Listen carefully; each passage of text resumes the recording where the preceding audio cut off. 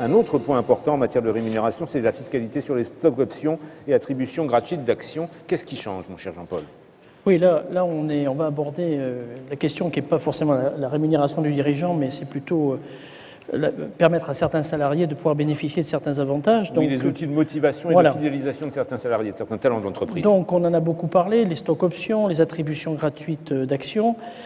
Les stocks options ont été énormément critiqués et dans le cadre donc des plans, ce qu'on appelle qualifiés d'options et d'attributions gratuites d'actions, attribués à compter du 28 septembre 2012. D'ailleurs là, juste on voit la pratique qui était de faire remonter, non pas rétroagir, mais de faire remonter un texte, l'application d'un texte à l'annonce faite lors d'un conseil des ministres. On a connu ça il y a quelques années, notamment en matière d'assurance vie.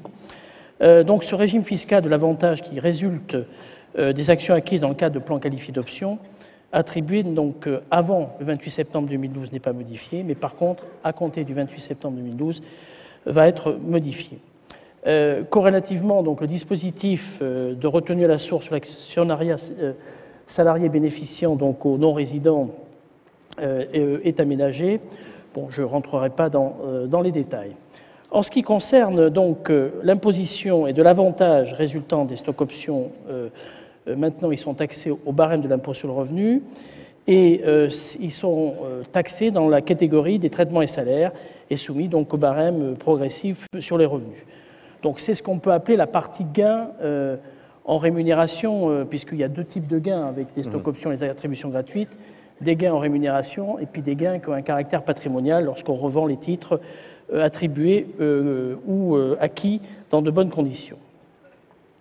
L'avantage donc résultant là des plans qualifiés d'actions gratuites attribués donc là à compter du 28 septembre 2012 est imposé également dans la catégorie des traitements et salaires.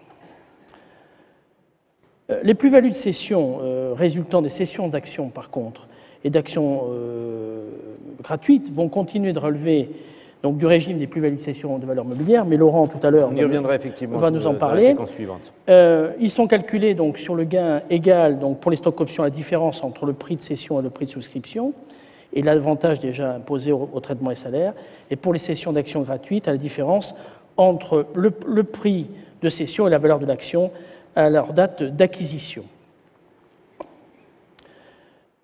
Si les actions sont cédées à un prix inférieur à leur valeur réelle, à la date de levée de l'option, la moins-value sera déductible du montant brut de l'avantage dans la limite de ce montant, bien évidemment.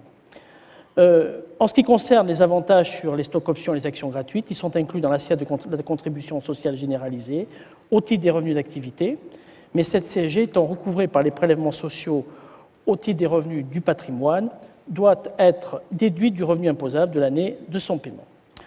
Enfin, pour terminer sur ce sujet, un point important, c'est que le régime social, parce qu'il reste intéressant d'utiliser ce type de produit, si on peut dire, en matière sociale, on connaissait déjà ce dispositif en matière d'action gratuite, c'est que l'entreprise devra communiquer l'identité des salariés aux mandataires sociaux auxquels les actions ont été attribuées au cours de l'année civile, le nombre et la valeur de ces actions. Ça, on connaissait ça déjà dans le cas des actions gratuites. Maintenant, ça s'applique pour les stocks options, la sanction étant que si l'entreprise ne le fait pas, c'est elle qui devra assumer les charges sociales correspondant à ce type, donc, je dirais, d'intéressement.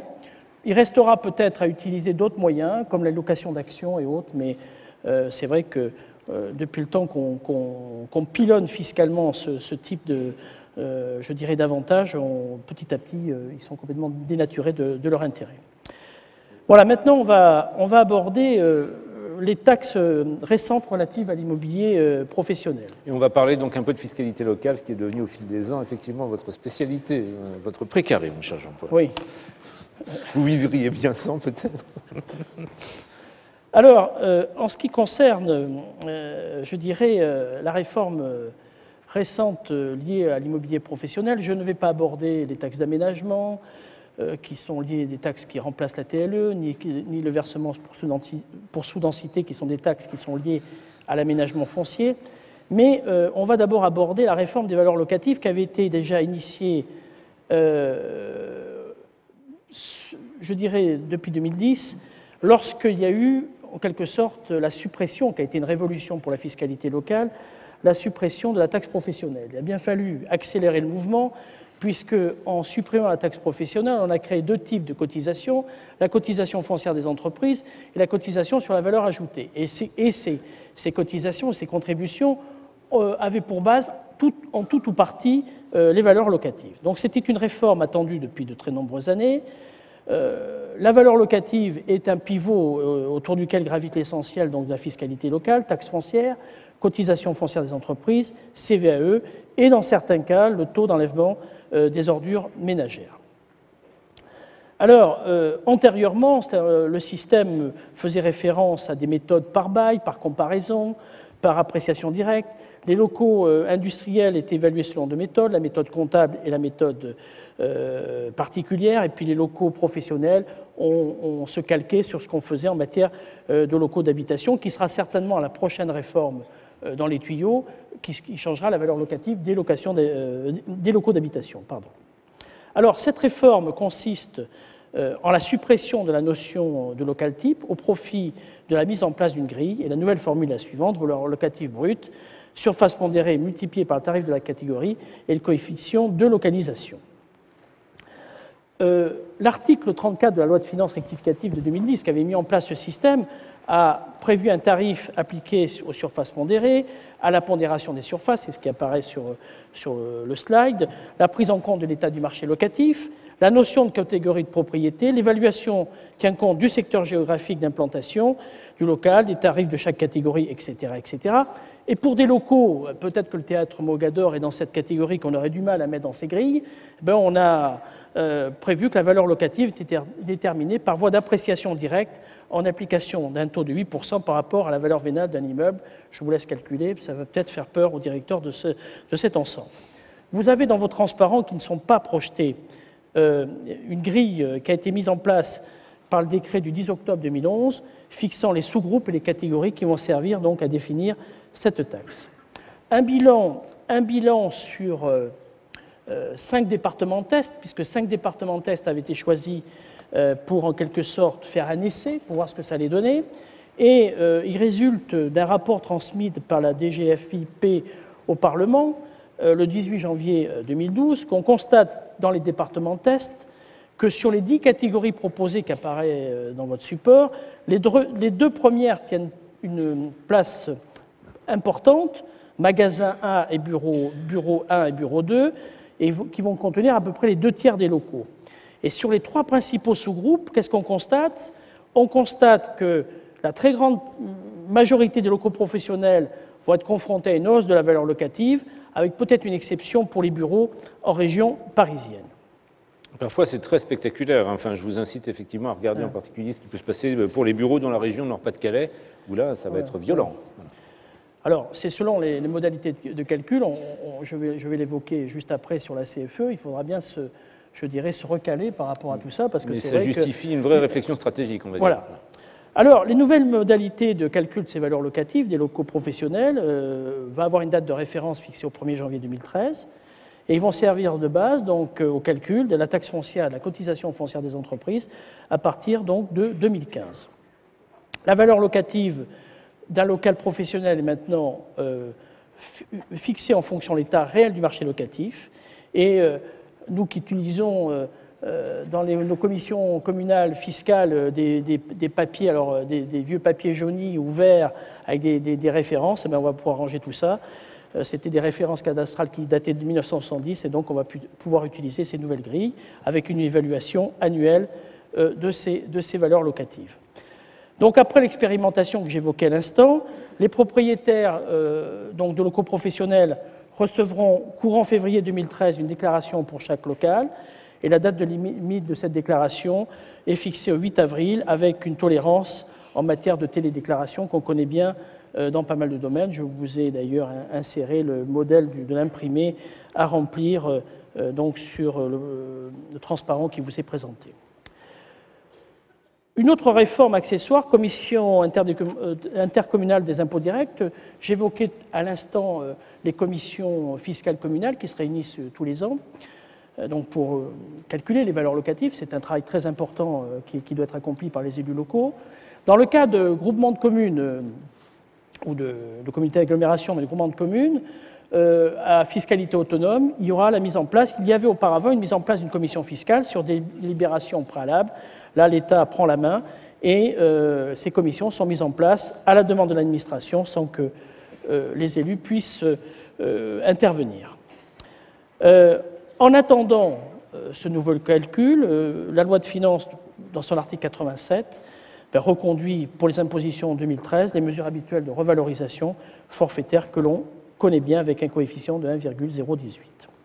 Alors on va donner maintenant un coup de zoom sur un sujet qui a été abondamment médiatisé, notamment en raison de l'impact sur les auto-entrepreneurs, mais ça ne se limite pas à ça cet automne, c'est la contribution foncière des entreprises. Alors, la cotisation foncière des entreprises, la CFE, tout à l'heure j'évoquais ce qui avait accéléré le mouvement de la réforme de la taxe professionnelle en créant deux types de taxes, la CVAE et la CFE. La CVAE, taux fixé par l'État, les élus ne peuvent pas intervenir. La CFE, comme pour la taxe professionnelle, on pouvait fixer un taux.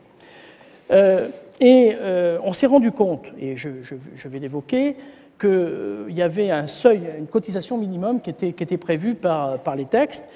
Et les élus, angoissés certainement, ont eu tendance à taper fort et prendre la fourchette haute de cette taxation. Et il a fallu également aménager le régime pour les auto-entrepreneurs. C'est ce que nous allons voir. Donc, auto-entrepreneurs, réduction facultative de la cotisation minimum, aménagement de la progressivité et report de délai pour fixer les taux. Alors, en ce qui concerne l'auto-entrepreneur, donc il y a une prorogation d'une année de l'exonération de CFE pour les auto-entrepreneurs, puisque ça, effectivement, ça a un petit peu, excusez-moi l'expression, toussé, et beaucoup d'auto-entrepreneurs sont trouvés surtaxés, et donc il a fallu légiférer et prendre une mesure rapide pour mettre fin à cette taxation. Ensuite, sur la cotisation minimum CFE de 2012, donc il y avait deux seuils. Pour une entreprise qui réalisait un chiffre d'affaires inférieur à 100 000 euros, la taxe était entre 206 et 2065. Au départ, c'était 2000, mais il y a eu des indexations annuelles. Et pour des entreprises de plus de 100 000 euros, entre 206 et 6 102 euros.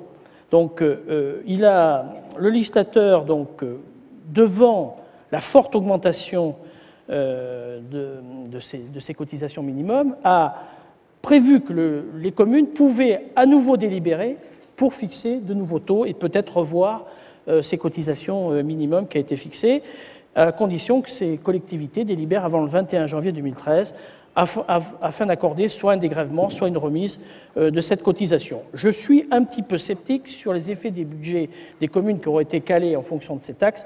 Je ne sais pas trop comment vont faire les maires dans ces conditions. Aménagement des tranches. Ça fait partie des nombreux casse-têtes effectivement budgétaires auxquels se confrontaient les collectivités locales, vous le savez tous.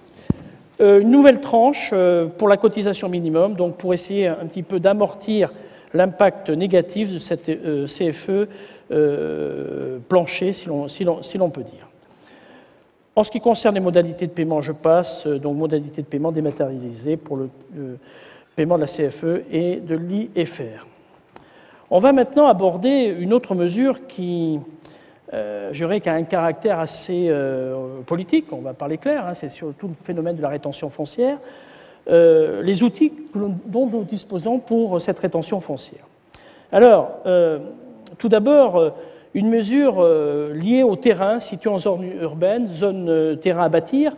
Alors, sur les terrains à bâtir, ce n'est pas parce qu'un terrain est forcément situé dans une zone constructible qu'il est à bâtir. Il faudra faire attention, ce sont des terrains qui ont tous les équipements ou dont la collectivité est dans l'obligation d'équiper ces terrains. Ce sont des terrains situés en zone EU et autres. Donc là, il y a une possibilité aux communes de majorer jusqu'à 3 € le mètre carré la valeur locative cadastrale des terrains constructibles. Ensuite, il y a une majoration également qui est prévue dans les zones que l'on peut appeler de tendues, donc des communautés urbaine de plus de 50 000 habitants. On avait un seuil de 200 000, on est passé à 50 000. Là aussi, on aura une taxation plus importante. Et donc, dans ces zones-là, une possibilité de majorer de 25% le montant de la valeur locative cadastrale de terrains constructibles. Alors, on arrive à un paradoxe, on va le voir d'ailleurs avec la taxe sur les logements vacants, c'est que d'un côté, on va inciter les gens à se séparer de leur foncier, puis on verra ensuite Heureusement que le Conseil constitutionnel est intervenu, on va dire, pour essayer de différer un peu cette réforme, où on va taxer un peu plus les plus-values immobilières. Taxe annuelle des logements vacants. Alors, l'allocation du logement, là aussi, on est passé d'une commune, donc c'est une taxe d'habitation qui est due sur les logements vacants. Donc, dans les communes, au départ, c'était communes ou communautés de communes de 200 000 habitants, on est passé à 50 000 habitants. La notion de vacances, on est passé de 2 à 1 année, avec je dirais une vacance des locaux de plus de 90 jours consécutifs pendant la période. Donc cette taxe passe de 12,5 pour la première année, mais il est porté à 25% pour la deuxième année. Renforcement de la taxe sur les friches commerciales, là aussi, nouveau texte qui a été mis en place, réduisant de 5 à 2 ans le délai d'inexploitation des locaux et une majoration de 5% de l'ensemble de ces taxes. Enfin, pour terminer, logements sociaux à usage locatif, vous savez qu'il y avait certaines mesures de faveur en matière de taxes foncières pour les logements sociaux, les logements acquis à des organismes sociaux. L'article 86 ramène de 25 à 15 ans l'exonération de taxation foncière pour ce type de logement. Merci beaucoup, Jean-Paul.